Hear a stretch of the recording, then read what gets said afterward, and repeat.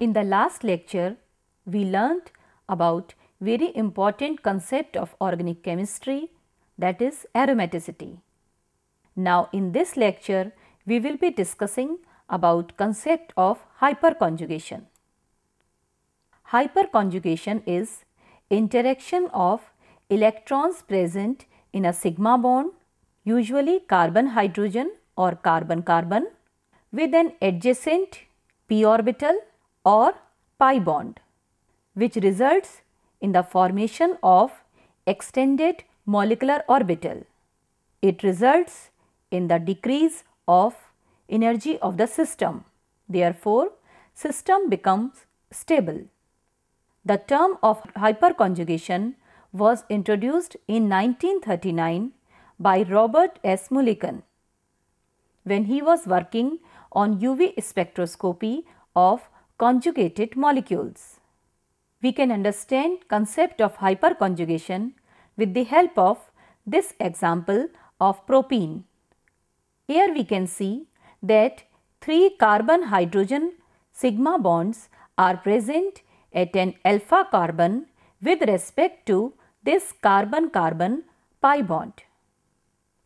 Here we can see how the electrons present in this sigma bond are interacting with the neighboring pi bond and releasing the electrons towards this position. Therefore, this hydrogen atom is acquiring a small positive charge, and because of this, negative charge is developed here. Therefore, this neutral molecule is being changed to the charged structure. Now, the second carbon-hydrogen bond is interacting with the same carbon-carbon double bond and giving another resonance structure. Here, in the same way, the third carbon-hydrogen sigma bond is interacting with this and giving this resonating structure. So, we can see because of the presence of 3 carbon-hydrogen sigma bonds, we are getting 3 resonating structures, and hence stability of the system is increased. If we compare hyperconjugation with inductive effect, we found that effect of hyperconjugation is stronger than the effect of inductive effect.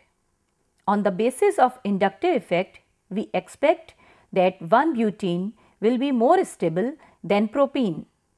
Why? We can see here this is the structure of 1-butene and this is the structure of propene. This 1-butene is having ethyl group and this propene is having methyl substituent at this position. We know that ethyl group shows stronger inductive effect in comparison of the methyl group. Because of the presence of hyperconjugation, in case of propene we get more number of resonating structures, and hence because of this interaction there are 3 carbon-hydrogen single bonds are present. Therefore, propene is more stable as compared to the butene, where we are having only 2 carbon-hydrogen single bond at a alpha position with respect to this carbon-carbon double bond. Therefore, propene is much more stable than butene. Hyperconjugation is also known as no bond resonance. This effect is called no bond resonance because here we can see this hydrogen is present here in the form of proton, but it does not leave this position, it remains here. So, there is no bond, but still there is a bond between this proton and the remaining molecule.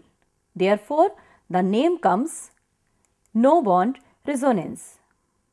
Similar effect was also studied in 1935 by Baker-Nathan, and hence the name was given Baker-Nathan effect. Now, what are the structural requirement for any molecule to show the hyperconjugation? Any organic species which is having at least one sp2 hybrid carbon. This sp2 hybrid carbon may be present in the form of alkene, as we have discussed in the last example, or this sp2 hybrid carbon may be present in the form of alkyl carbocation or in the form of free radical. Apart from presence of sp2 hybrid carbon, there should be one alpha carbon having at least one hydrogen atom, so that it will enter in resonance with this sp2 hybrid carbon atom. So, hyperconjugation is of three types. First of all, the common requirement in all the three types is presence of sigma bond. Apart from the presence of sigma bond, there should be a pi bond on adjacent carbon atom. So, it is often called as sigma pi conjugation. This happens in case of alkenes and alkyl substituted aromatic compounds. Next type of hyperconjugation, which is shown by the molecules having sigma bond and a positive charge. This positive charge should be present on vacant p orbital. This conjugation occurs in case of alkyl carbocations. Free radicals also show hyperconjugation because they have sigma carbon hydrogen bond and odd electron which is present in incompletely filled p orbital. So, if these two are present in conjugated positions, that free radical is capable of showing hyperconjugation. Now, the question arises, why is hyperconjugation is stabilized? Here we can see once again the potential energy diagram of hydrogen molecule. These two hydrogen atoms are coming close to each other, and as they are coming close to each other, potential energy of the system is decreasing. After that, suddenly potential energy of the system is increased. So, it is at this much distance that system is stabilized. So, because of the lowering of potential energy, system is getting stabilized. So, if we compare this thing with the hyperconjugation, where we are seeing that carbon hydrogen sigma bond is interacting with the neighboring p orbital, then because of the overlap taking place between two, a new MO molecular orbital is being formed, and this molecular orbital is much more stable than the original orbitals. So, because of the stability we are getting through the formation of MO, hyperconjugation is shown. More the overlap, more the stability of the system. Now, what are the applications of the hyperconjugation? Why this is so important that we are studying this phenomenon? One of the most important application of hyperconjugation is to understand stability of substituted alkenes. On the basis of heat of hydrogenation, stability order of the different alkenes has been found as follows. Here, tetra substituted alkenes have been found to be the most stable, followed by tri-substituted alkenes, followed by di-substituted, and finally unsubstituted alkenes are least stable. We can understand this thing with the help of hyperconjugation. Here is the case of tetra substituted alkene, where all the hydrogen atoms have been replaced by the methyl groups. Here we can see that 3 carbon hydrogen bonds are present adjacent to carbon-carbon pi bond. Here again 3 more carbon hydrogen bonds are present. So, here we can see total 12 carbon hydrogen sigma bonds are present at alpha position with respect to this carbon-carbon double bond, and therefore they enter into the resonance with the system. and we get number of resonating structures. Total there will be 3 corresponding to each. Total there will be 13 resonating structure. Therefore, tetra substituted alkene will be the most stable, and it has been confirmed through experiments also.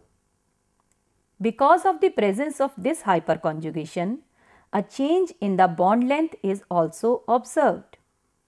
On the basis of simple alkene structure, we expect carbon-carbon double bond to be 1.34 angstrom. But because of the presence of hyperconjugation here in case of propene molecule, carbon-carbon double bond is slightly changed because here it is acquiring slightly single bond character. Hence, bond length is increased.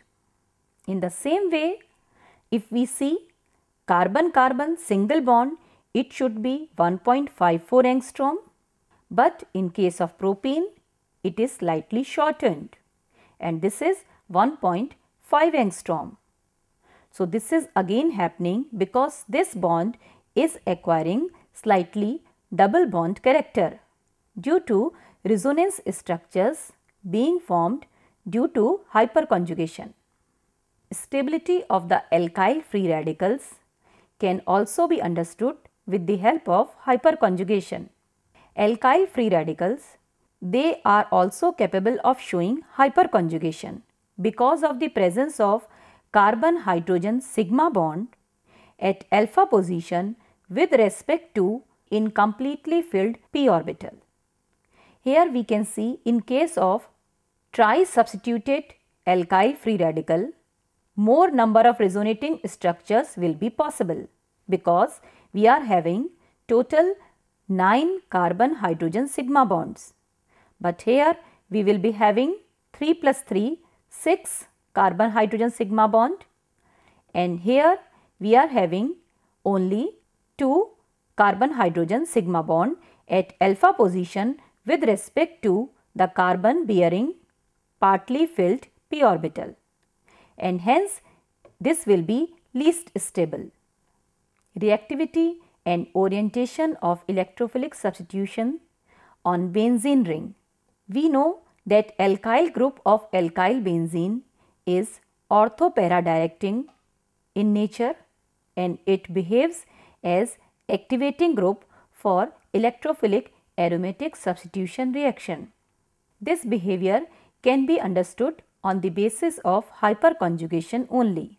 Here we can see because of the presence of this carbon-hydrogen sigma bond at conjugate position with respect to this carbon-carbon pi bond, it enters into the resonance due to hyperconjugation, and therefore this methyl group becomes capable of releasing electrons towards benzene ring.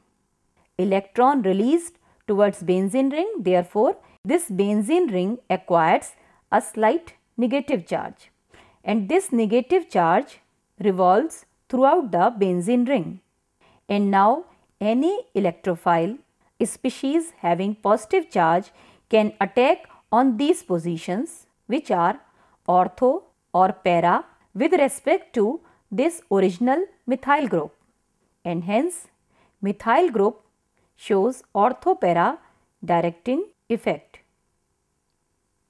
Dipole moment of molecules showing hyperconjugation is greatly affected because these molecules show charged structures. We can see the example of haloalkanes. If we compare this molecule with the chloroform, we can see here there is no carbon-hydrogen alpha bond on the chloroform.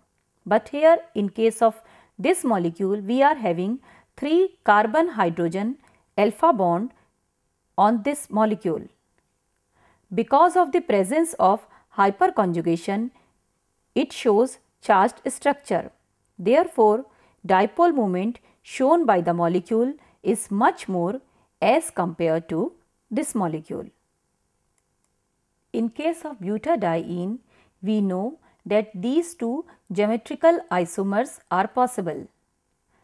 This particular geometrical isomer has planar conformation and this particular geometrical isomer has non-planar conformation. Planar conformation geometrical isomer is much more stable than this one.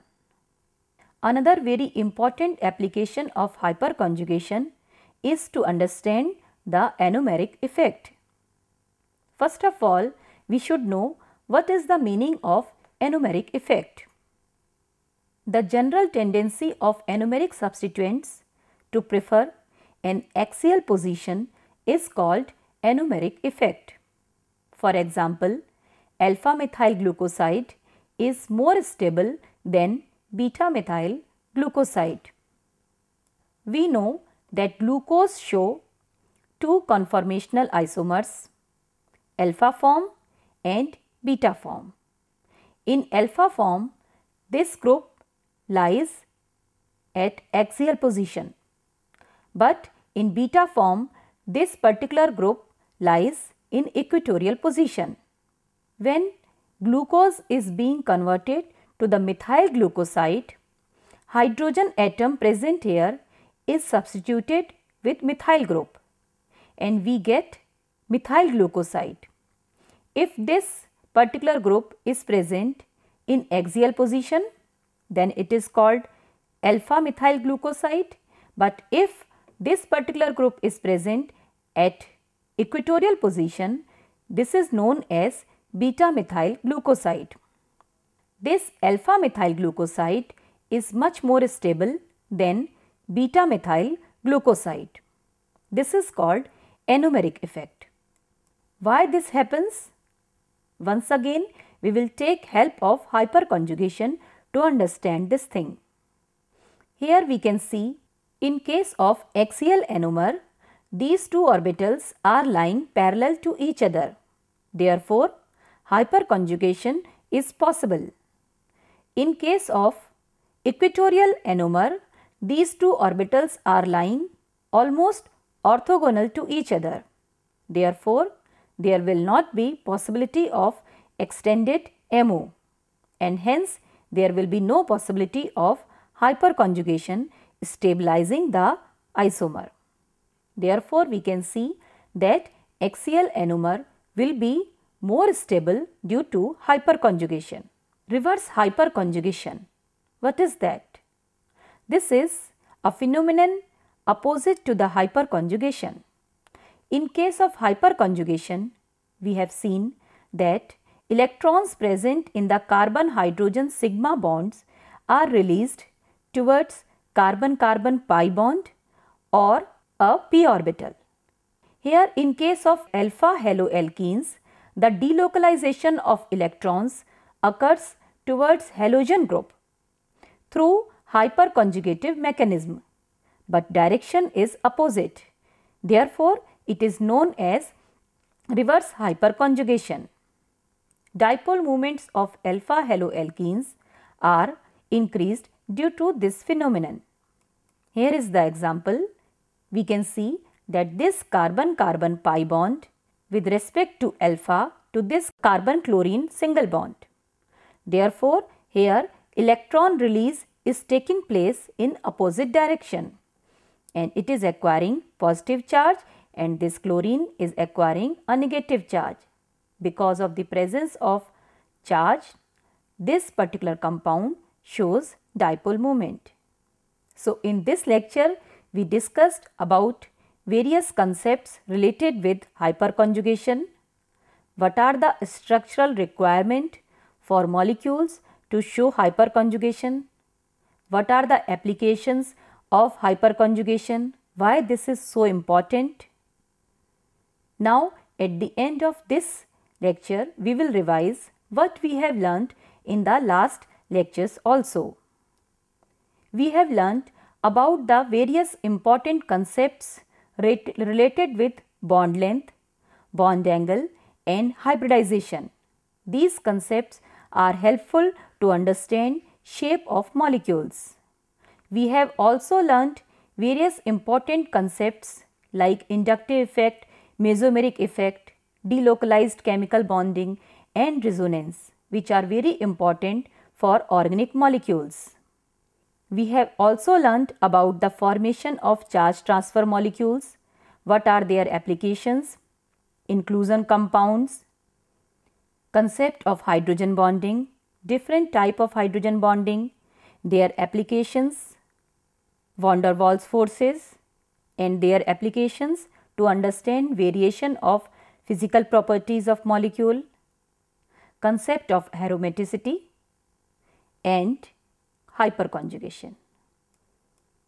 At the end of first unit, which was based on structure and bonding concepts of organic chemistry, we can see that how significant are these concepts.